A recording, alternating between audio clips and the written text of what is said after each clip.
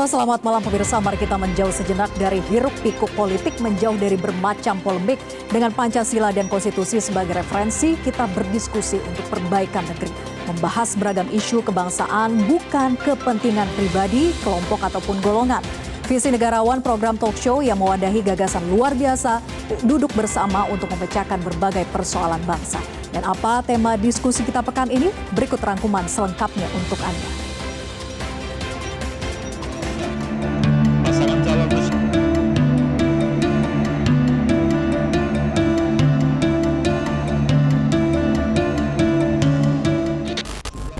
Setiap pertandingan pasti menghasilkan kebahagiaan dan kekecewaan. Bahagia dirasakan mereka yang menjadi juara dan kekecewaan bagi pihak yang dikalahkan. Namun dalam sebuah pertandingan antar anak bangsa, rasa kecewa jangan berlarut hingga merusak harmoni sosial. Sistem kompetisi demokrasi di negeri ini mempercayakan penyelesaian perselisihan hasil pemilu di Mahkamah Konstitusi. Para wakil rakyat telah bersepakat untuk memberi MK sebuah mandat sebagai benteng terakhir demokrasi yang keputusannya bersifat final dan mengikat. Mengadili dalam eksepsi, menolak eksepsi termohon dan eksepsi pihak terkait untuk seluruhnya. Dalam pokok permohonan, menolak permohonan pemohon untuk seluruhnya. Apapun putusan MK, suka atau tidak suka, harus kita terima secara legowo demi kepentingan yang lebih besar, yaitu keutuhan bangsa dan negara. Pihak yang kalah dalam Pilpres dan kembali kalah dalam sidang gugatan di MK, jangan berlarut dalam kekecewaan, apalagi lalu membuat aksi-aksi yang berlebihan. Negarawan Surya Paloh berpesan, kita boleh bertikai satu sama lain dalam kompetisi, namun saat sudah selesai, satu sama lain harus saling menghargai. Sebagai negara hukum, ini adalah merupakan keputusan peradilan yang tertinggi. Maka wajar bagi kita semuanya harusnya ibarat menutup buku lama dan membuka lembaran buku baru. Itulah harapan saya. Indonesia membutuhkan spirit semangat ini. Kita boleh bertikai satu sama lain di dalam kompetisi yang sedang berlanjut. Tapi ketika kompetisi selesai, kita harus menghargai. Yang kalah menghargai yang menang apalagi. Nah, inilah kekuatan kita seharusnya. Nah, saya mengharapkan ini harus menjadi kekuatan bangsa ini. Karena ancaman yang bisa melemahkan terhadap seluruh proses perjalanan kehidupan kebangsaan kita. Yang akhirnya bermuara kepada kepentingan rakyat banyak. Ini harus kita perjuangkan. Disinilah keteladanan para elit bangsa ini diperlukan. Keteladanan atas konsistensi sikap, ucapan, dan perbuatannya. Ketatnya kompetisi demokrasi kerap membuat sebuah bangsa terpolarisasi. Pemilu sebagai mekanisme rotasi kekuasaan akhirnya justru memicu perpecahan. Kita tentu tidak ingin perbedaan sikap dan pilihan politik menghasilkan konflik. Demokrasi jangan dijadikan segala-galanya, karena demokrasi adalah alat untuk mencapai tujuan Indonesia merdeka. Capres Anies Baswedan juga menampilkan sikap seorang negarawan. Saat berkunjung di Aceh pekan ini, Anies menyatakan usainya perjuangan kontestasi demokrasi dan bangsa Indonesia harus kembali berjuang membangun negeri. Kita hormati proses konstitusi. Setuju? Perjuangan kita sudah kita lakukan dengan luar biasa. Dan sekarang saatnya kita membangun Indonesia. Kita akan terus tetap berjuang. Bicara soal kedewasaan politik, kita harus belajar dari para bapak pendiri bangsa. Sudah bukan rahasia lagi, Dwi Tunggal Soekarno-Hatta kerap berbeda pemikiran politik, namun keduanya mampu bekerja sama merumuskan arah demokrasi republik.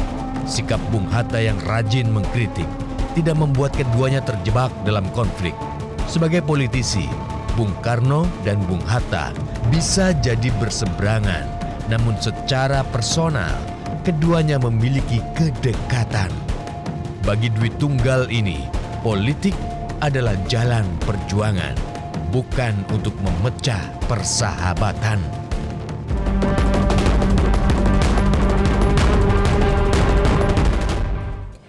Pemirsa, putusan Mahkamah Konstitusi secara resmi mengakhiri kontestasi demokrasi. KPU pun sudah membuat ketetapan bahwa Pilpres 2024 dimenangi pasangan Prabowo Gibran. Putusan MK dan penetapan KPU menyempurnakan legitimasi hasil pemilu. Silaturahmi antar elit politik memberi keteladanan sebagai contoh sikap negarawan.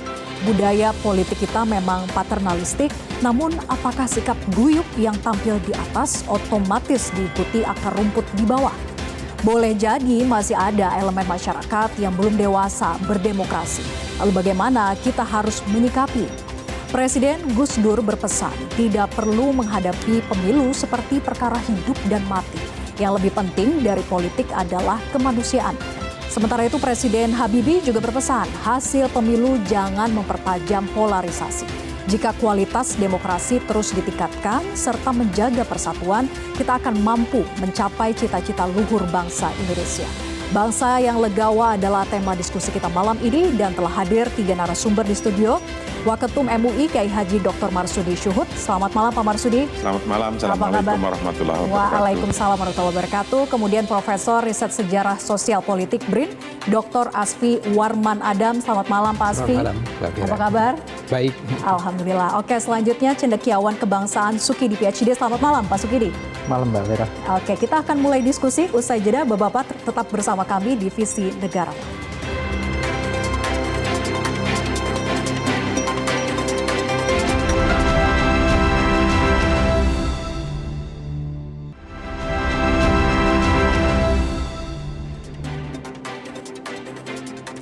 Kembali di Visi Negarawan, kami melakukan jajak pendapat di sosial media. Hasilnya mayoritas responden menyatakan setuju putusan PHPU MK memperkuat legitimasi hasil Pilpres 2024. 61% menjawab mayoritas ya, kemudian tidak 39%. Dan untuk mengawali diskusi, saya ke Pak Marsudi. Apa sejatinya makna legawa sih Pak Marsudi? Legawa atau legowo itu adalah kata bahasa Jawa awalnya yang kemudian menjadi bahasa nasional yang bisa diartikan ridho, rodian, antarodin, atau dalam bahasa ekonomi itu titik equilibrium. Ridho di situ dari hasil tarik-menariknya kepentingan dan bahkan tawar-menawarnya. Kemudian menemukan titiknya di situ. Nah, titik inilah sesungguhnya yang titik legowo inilah sesungguhnya yang dicari setelah ada persaingan-persaingan. Nah, maka ketika bahasa agama adalah rodian, ridho, antarodin, maka kalau bangsa ini setelah mengikuti pertandingan atau kontestasi persaingan, kemudian dua-duanya sudah mengikuti aturannya, semuanya diikuti, dan terakhir kalau sudah itu semua diikuti, fa idza kana radiyan 'alal ibadi nadhara ilaihim nadhra rahmah. Kalau sikap ridho, sikap legowo itu ada, mau menerima dari apa yang telah diperbuat bersama-sama dalam kompetisi apapun, maka ketika ada ruangan legowo, nadhara ilaihim nadhra rahmah. Mereka akan melihat satu sama lain dengan penglihatan kasih sayang. Penglihatan ya udah, ayo kita yang terpenting hari ini kita mau membangun. Legowo, ketika itu bisa dipraktekkan, tadi 61 masih ada 30 sekian yang belum bisa menerima misalnya, proses itu akan berjalan detik demi detik. Fayastanirul alam wa yaktasu bajatan wa tartahul anfus wa tuhyil qulub.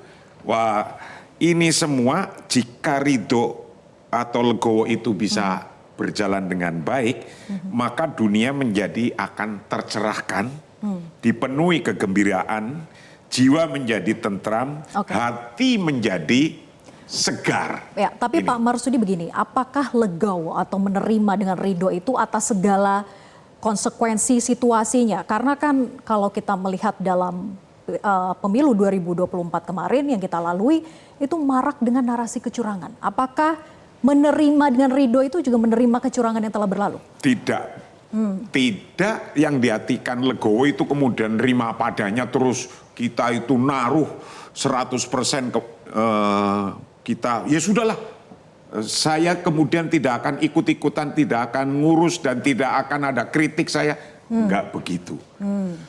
Intinya bahwa berbangsa dan bernegara itu membangun. Maka ketika kita membangun, kita saling mengingatkan. Jadi ketika kita legowo, bukan ketika legowo itu kita biarkan orang mau masuk jurang pun kita biarkan. Tidak begitu.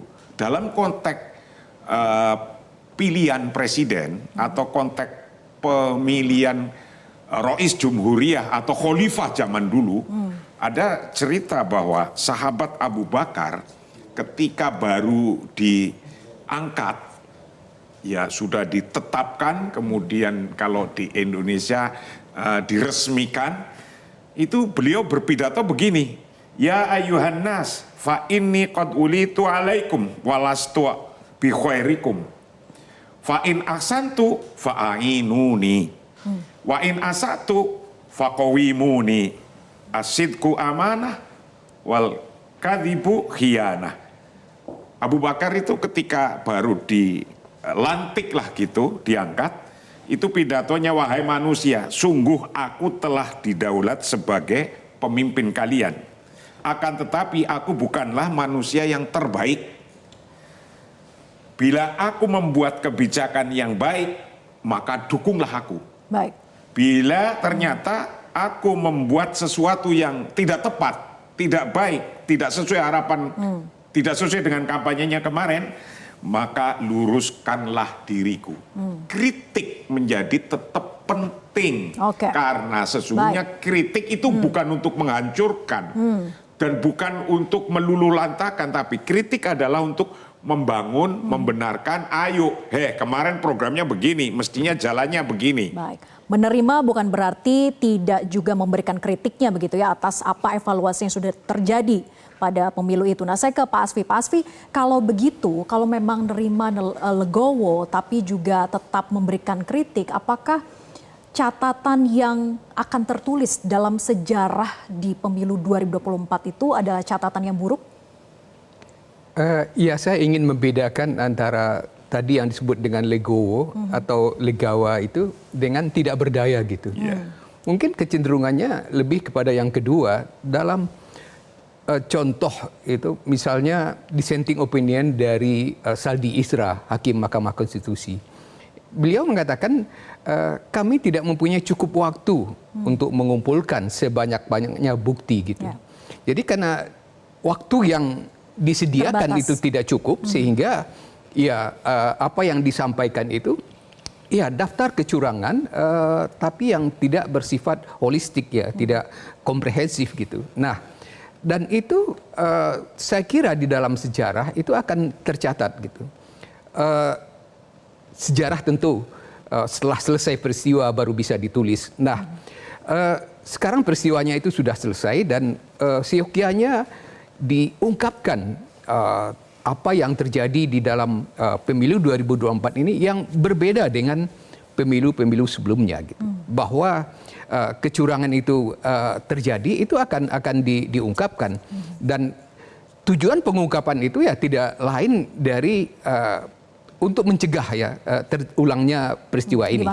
Jadi bagaimana seperti dalam dissenting opinion Saldi Isra terjadi ya penyalahgunaan bansos, penggunaan aparatur negara dan kemudian juga presiden sendiri yang ikut berkampanye dan ikut mendukung salah satu calon, dalam hal ini anaknya, dan bahwa itu sudah diawali lebih dahulu dengan penetapan calon anak presiden sendiri yang diwarnai dengan pelanggaran etik gitu. Nah, itu akan tercatat semua, dan catatan ini tentunya dalam rangka tidak terulang kembali misalnya di dalam pilkada beberapa bulan lagi gitu. Oke, saya ke Pak Sukidi. Pak Sukidi, kalau memang masih ada yang belum legowo begitu ya, setidaknya tadi kita lihat sedikit lah ya dari polling sosial media, apakah itu artinya memang belum dewasa dalam berdemokrasi? Saya yakin kita semua bersikap legowo atas apa yang terjadi, tetapi sebenarnya berbagai kritik dan juga diskursus publik itu lebih merepresentasikan satu keprihatinan besar terhadap apa yang ingin saya sebut sebagai krisis keindonesiaan. Krisis keindonesiaan inilah yang sebenarnya menjadi keprihatinan bersama. Dan krisis keindonesiaan ini meliputi pertama adalah krisis demokrasi. Pemilu dan pilpres yang berlalu merefleksikan satu situasi di mana demokrasi mengalami kemunduran dan bahkan kerusakan yang sedemikian parah. Hal ini terbukti pada 2 penelitian yang terbit pada tahun 2024. Penelitian pertama dilakukan oleh Profesor Dan Slater dari Universitas Michigan, dan Slater mengambil satu kesimpulan bahwa apa yang terjadi bukan satu transisi kepemimpinan, tetapi satu situasi di mana Indonesia mengalami apa yang dia sebut sebagai high state handover. Dan ini menandakan bahwa yang terjadi adalah serah terima kepemimpinan yang itu berisiko besar terhadap demokrasi kita, karena kata Prof. Dan Slater, Presiden telah menunjuk penerusnya, dan karena itu memberikan jalan lapang bagi kemenangan itu sendiri. Itu pertama. Yang kedua adalah penelitian yang dilakukan oleh Profesor Liddell dan Saiful Muzani, yang belum terbit tapi saya telah memperoleh draftnya, yang merefleksikan satu kerusakan demokrasi yang semakin parah. Nah, kerusakan demokrasi ini dipicu oleh 2 faktor. Faktor pertama adalah perilaku elit yang tidak demokratis, dan itu berjalan seiring dengan toleransi publik terhadap otoritarianisme itu sendiri. Sehingga ini yang sebenarnya memprihatinkan. Jadi pada krisis demokrasi itulah kita prihatin, risau terhadap perjalanan bangsa ini. Yang kedua adalah krisis konstitusi.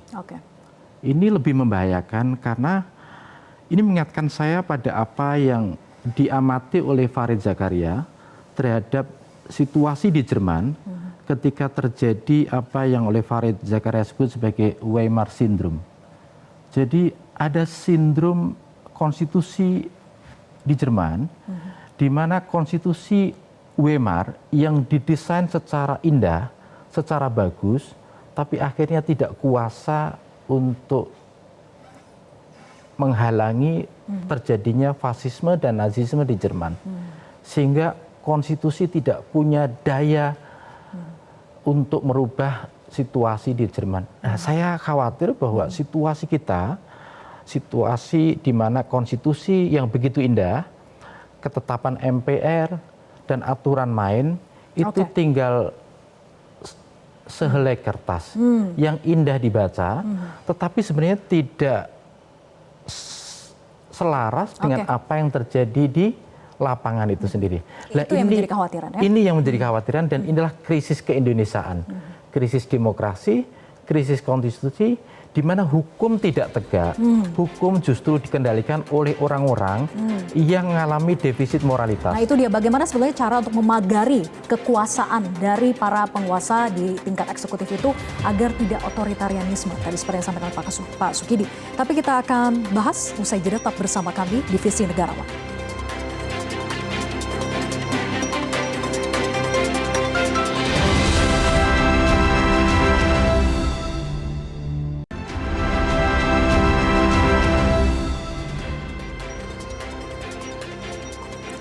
Kembali di Visi Negarawan, kami melakukan jajak pendapat di sosial media yang menghasilkan mayoritas responden menyatakan optimis dengan iklim demokrasi di masa depan yang lebih baik. Mayoritas menjawab ya 53%, kemudian menjawab tidak 47%. Saya ke Pak Sukidi. Pak Sukidi, bagaimana sebetulnya agar tidak terjadi pemusatan kekuasaan? Apa cara yang bisa dilakukan untuk memagari kekuasaan itu? Kita menghadapi satu situasi di mana negara itu begitu kuat, sementara masyarakat sipil begitu lemah. Nah, di tengah situasi seperti itu, maka agar demokrasi dapat berfungsi secara sehat, pertama, pagar yang perlu dilakukan agar pemusatan kekuasaan pada eksekutif ini tidak terjadi adalah pertama, tentu dengan menghidupkan dan memperkuat mekanisme check and balances, terutama dari lembaga legislatif dan lembaga yudikatif. Itu yang bisa dilakukan untuk pemerintahan baru ke depan? Iya, itu harus diperkuat karena percaya dengan saya bahwa kekuasaan eksekutif yang terlampau tebal, terlampau terpusat pada segelintir orang, itu pasti berakhir dengan korupsi, pasti. Karena itu cara utama untuk memagari kekuasaan agar tidak korup adalah dengan memperkuat mekanisme check and balance dari legislatif dan dari yudikatif. Itu pertama. Yang kedua, tentu saja sebagai pilar demokrasi, pers berpartisipasi besar untuk menjadi kontrol yang kuat terhadap kekuasaan eksekutif. Ingat agar pers tidak menjadi penjilat kekuasaan, dan karena itu pers harus bersikap kritis pada kekuasaan yang pongah. Dan sebaliknya, penguasa juga tidak diperkenankan sedikit pun untuk melakukan pemberedelan terhadap pers. Pemberedelan tentu saja tidak terkait dengan pencabutan siup itu sendiri. Tapi pembungkaman ya? Pembungkaman dan juga terutama terkait dengan iklan yang tidak adil dan setara. Karena dengan tidak memberikan iklan kepada pers yang kritis, itu pemerintah telah berbuat zalim terhadap kebebasan pers itu sendiri. Dan ini harus diakhiri karena apa? Karena itu sama saja membunuh kebebasan pers. Iklan itu harus diberikan, lepas dari pers itu bersikap kritis atau tidak kritis.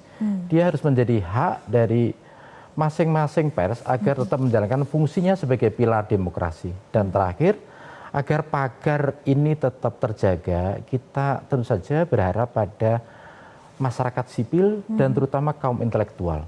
Dan kita harus membangunkan kembali kesadaran intelektual bahwa tugas utama intelektual, meminjam istilah Edward Said, adalah speaking truth to power. Mengucapkan kebenaran kepada kekuasaan itu sendiri. Karena itu mereka tidak diperkenankan untuk bersikap diam diri ketika kemungkaran terjadi pada republik ini. Ketika korupsi merajalela, ketika penyalahgunaan kekuasaan terjadi di sana-sini, dan ketika korupsi, kolusi, dan nepotisme menjadi kewajaran baru.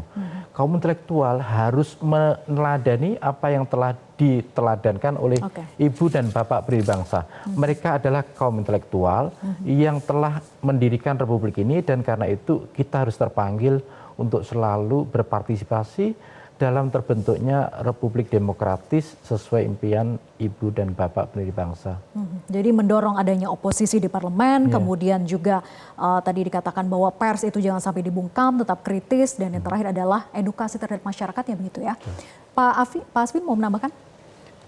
Iya, saya menambahkan hal yang sederhana, tapi saya pikir cukup efektif karena selama ini ya, sejak pemerintahan yang terakhir ini, karena yang menjadi presiden ini bukan orang yang menjadi ketua umum partai, maka dia berusaha untuk membuat koalisi yang besar gitu.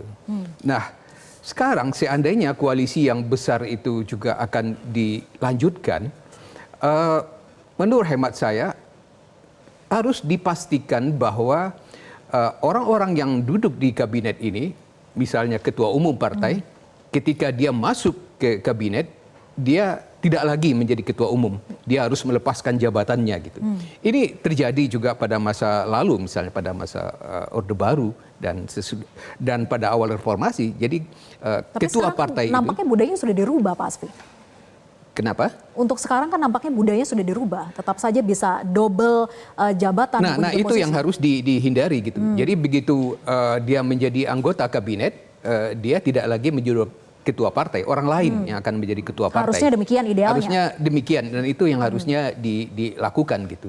Dan selain dari itu, menyinggung kecurangan ataupun kekurangan pada pemilu yang lalu, seharusnya ada undang-undang kepresidenan yang antara lain juga mengatur bahwa jika anak atau istri presiden itu akan mencalonkan diri, harus ada jedah waktu 5 tahun gitu. Baru yang bersangkutan itu bisa mencalonkan anak atau istrinya gitu. Nah ini hal-hal yang kekurangan yang terjadi pada masa lalu yang harus diperbaiki pada masa yang akan datang gitu. Tapi apakah memang zakon kabinet gitu ya, kabinet di orde masa lalu itu benar-benar berhasil sebetulnya di kala itu? Berhasil dalam pengertian ya, dalam bahwa mereka bisa menggolkan undang-undang dengan sangat cepat gitu, undang-undang omnibus law misalnya gitu. Dan ini karena dukungan di parlemen itu demikian besar karena partainya itu sudah masuk di dalam koalisi gitu. Nah sekarang bagaimana upaya kita supaya tadi seperti diusulkan ada checks and balance antara legislatif dengan eksekutif gitu. Nah ini yang perlu diupayakan gitu. Jadi misalnya ketua umum partai menjadi anggota kabinet, dia tidak lagi menjadi ketua umum. Seharusnya ya kesetiaannya kepada partai ketika itu sudah digantikan dengan kesetiaan kepada negara gitu harusnya. Tapi kalau kita ingat gitu yang disampaikan oleh Pak Saldi Isra dalam dissenting opinion, dia membandingkan dengan apa yang terjadi pada pemilu Orde Baru. Apakah sebetulnya bisa kita membandingkan antar pemilu gitu ya, hasil pemilu lalu dengan pemilu yang sekarang itu bisa dibanding-bandingkan? Tentu saja bisa ya, tetapi yang jelas pemilu pada masa Orde Baru itu sangat unik ya. Karena apa? Karena sebelum pemilu itu dilakukan kita sudah tahu hasilnya gitu.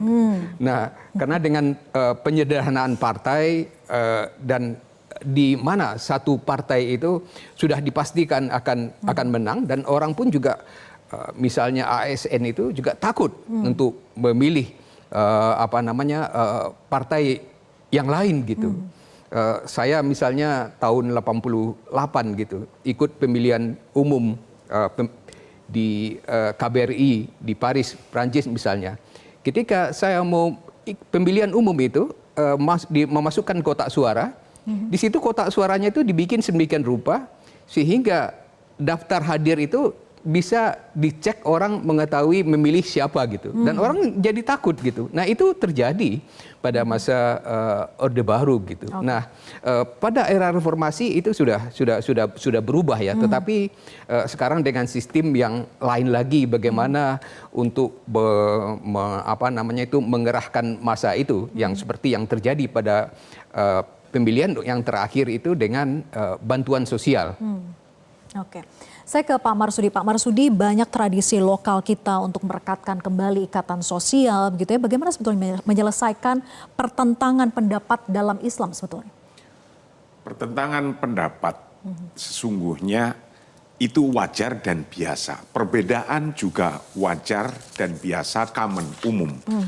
Karenanya yang diharapkan ketika ada perbedaan pendapat itu harus dijadikan gitu ya? Atau perbedaan pilihan harus dijadikan bahwa ikhtilafu ummati rahmatun.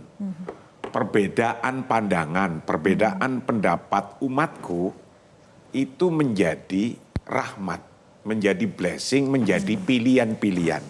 Maka ketika ada orang yang sudah totalitas kita mendukung si A sudah jadi presiden dan ada 36 presiden yang itu menjadi balancingnya, maka sesungguhnya ini akan menjadi negara yang sehat karena beda pendapat yang tadi sudah atau kemarin-kemarin sudah, sekarang masih ada 36%.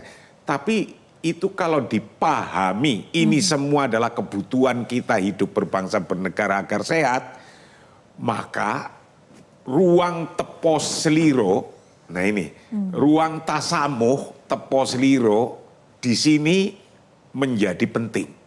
Lalu tepos seliro itu batasnya sampai mana?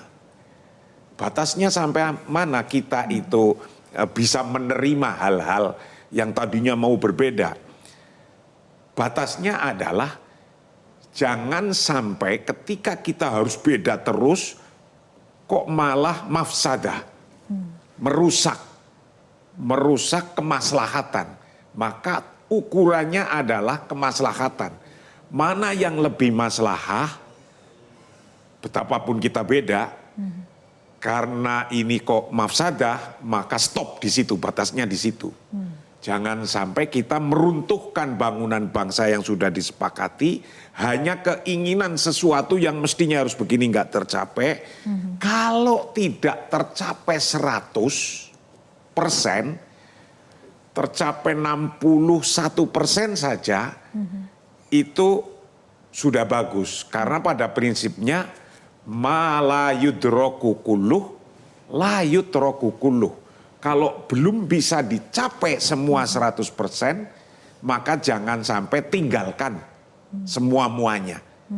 Jadi bagaimana membangun bangsa ini, kalau kemauannya belum bisa 100% ya segini ya ayo kita terima.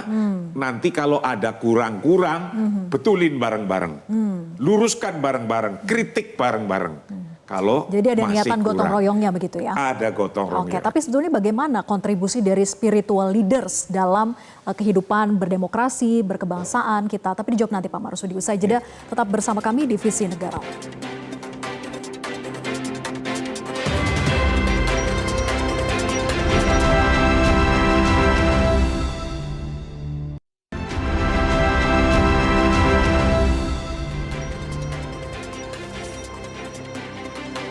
Kembali bersama kami di Visi Negarawan, saya ke Pak Marsudi sebagai suara moral bangsa. Bagaimana sebetulnya kontribusi dari spiritual leaders terhadap demokrasi dan kehidupan kita berbangsa? Kita telah memilih pemimpin. Maka ketika kita pilih pemimpin, mari kita kasih kesempatan untuk mereka memberikan apa yang diangan-angankan. Kalau masih kurang-kurang, ya kita tadi jangan sampai kita mengharapkan 100, tidak dapat 100 lalu kita robohkan. Itu jangan demikian. Memang benar bahwa Rasulullah menyampaikan begini. Khiyaru a'immatikum alladzina tuhibbunahum wa yuhibbunakum. Bahwa sebaik-baiknya pemimpin kalian adalah mereka yang kalian mencintai dan pemimpinnya mencintai kalian. Yang paling jelek, wasyiraru a'immatikum alladzina tubaghidunahum wa yubaghidunakum. Sejelek-jeleknya yang mereka itu benci terhadap kita, kita benci terhadap mereka. Kalau sekarang kan tidak nyampe ke titik itu. Mudah-mudahan jika masih ada yang kurang, ayo kita yang kurang-kurang ini benerin, luruskan bersama. Tapi bukan untuk merobohkan. Maka ketika tidak dapat 100, maka jangan tinggalkan yang 100 yang masih kurang itu. Jangan sampai pada kebencian ya. Ya, kita bangun bersama-sama. Kekurangan pasti masih ada. Namun semuanya sudah ada aturannya, ada nizamnya. Karena nizamnya kita itu adalah 5 tahun, ya ayo kita nanti berantem lagi, mencari lagi, mencalonkan lagi. Nanti siapa tahu saya calon juga. Kemudian tunggu 5 tahun sambil mengawasi, mengkritisi, mau mengerjakan apa ini pemerintah sekarang ke depan. Baik. Tapi ayo kita kasih ruangan, peluang beliau yang telah menang untuk bagaimana menggambar negara ini dan membangun negara ini selama 5 tahun ke depan. Oke, selanjutnya Pak Asfi silakan menambahkan sekaligus closing statement. Di dalam sejarah Indonesia kita mengenal ataupun mengalami beberapa kali pergantian kepemimpinan yang pada tahun 65 itu berdarah-darah dan pada tahun 98 juga disertai dengan kerusuhan massal. Maka tentu kita berharap bahwa pergantian kepemimpinan ini pada masa setelah 98 itu berlangsung dengan damai dan demokratis. Ini belum selesai, masih ada sampai Oktober tahun ini gitu, masih beberapa bulan lagi. Kita mengharapkan tidak terjadi pemburukan situasi politik gitu. Dan sembari pada saat ini kita berusaha memperbaiki infrastruktur politik, undang-undang, peraturan, sehingga pada bulan Oktober itu peralihan kekuasaan ini memang berlangsung secara damai dan ada perbaikan di situ, perbaikan dalam hal demokrasi gitu.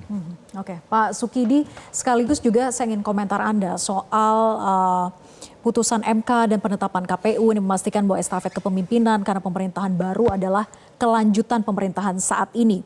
Apa sebetulnya harapan sekaligus kekhawatiran dengan keberlanjutan dari konsep kebijakan ini?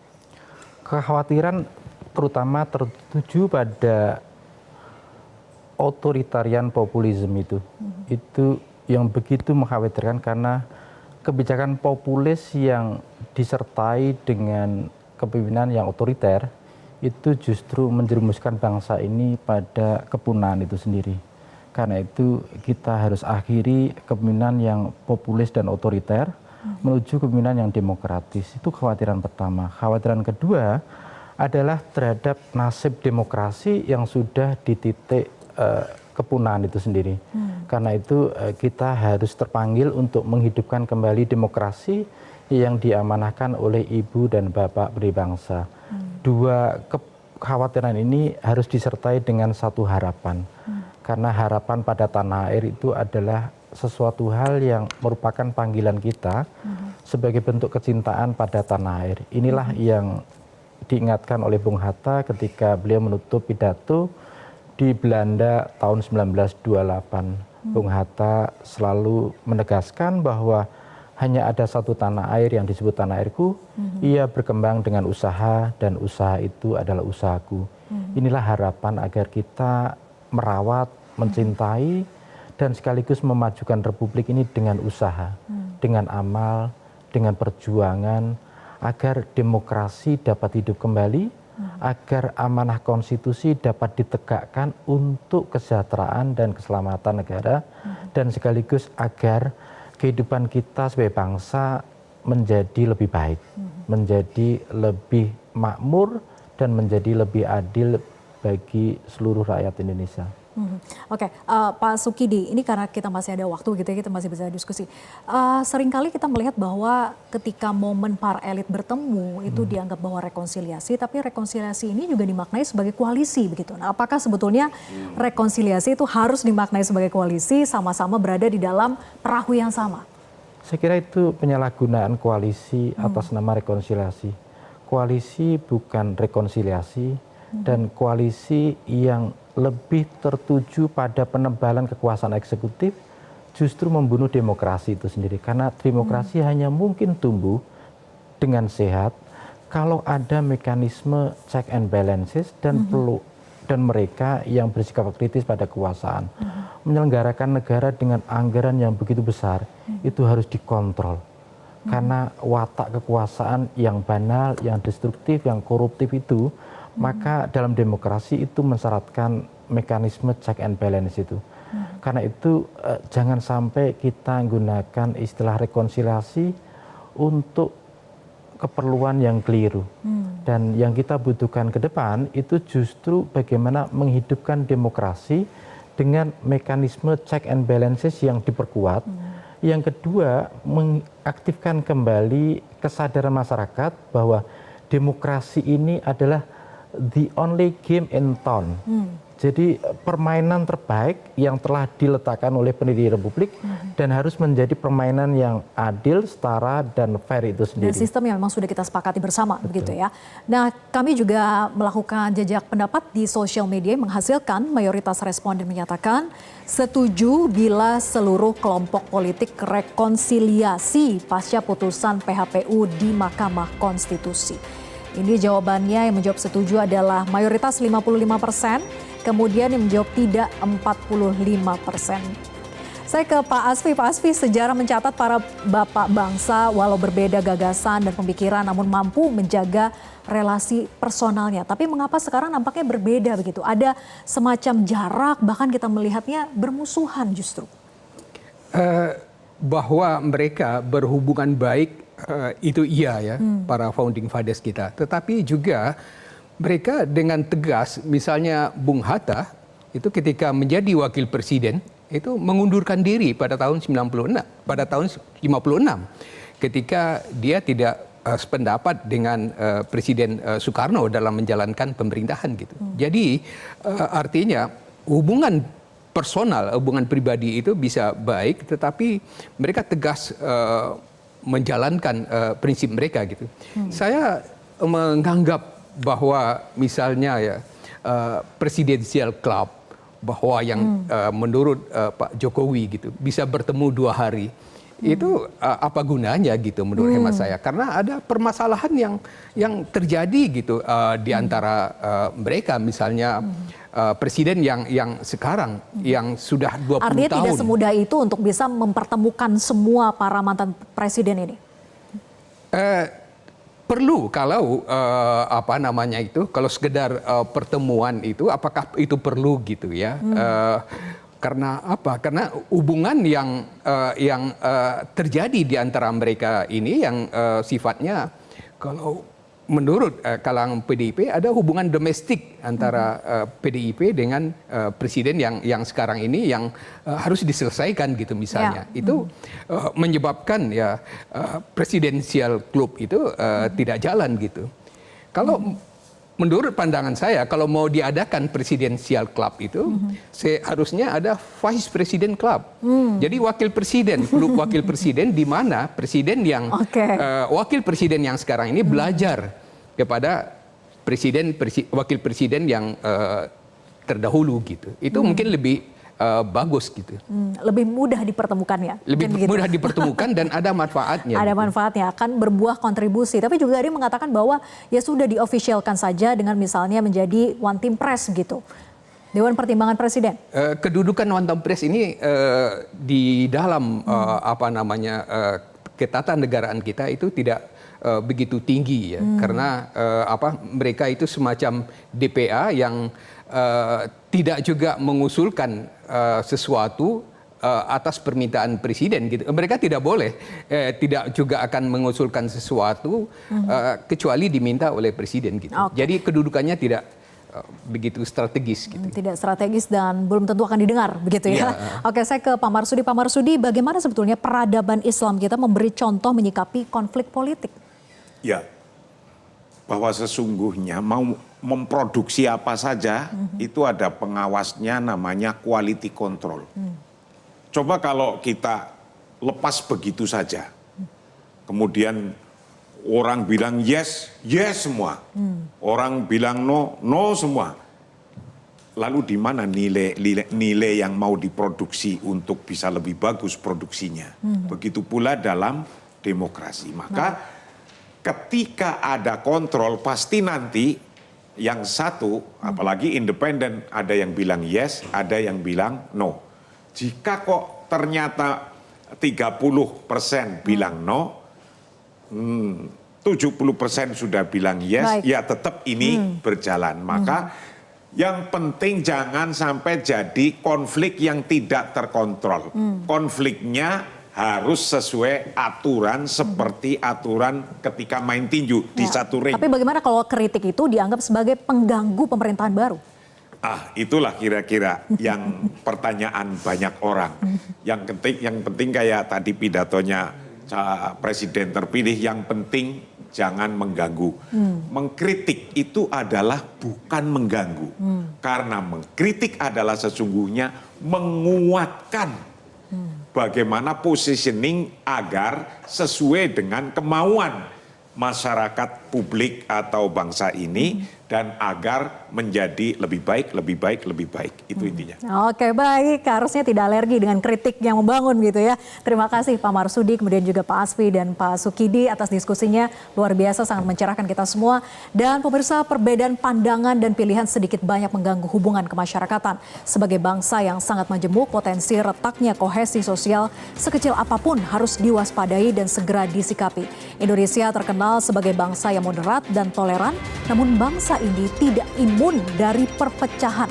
Peneliti Universitas Indiana Amerika Serikat Dr.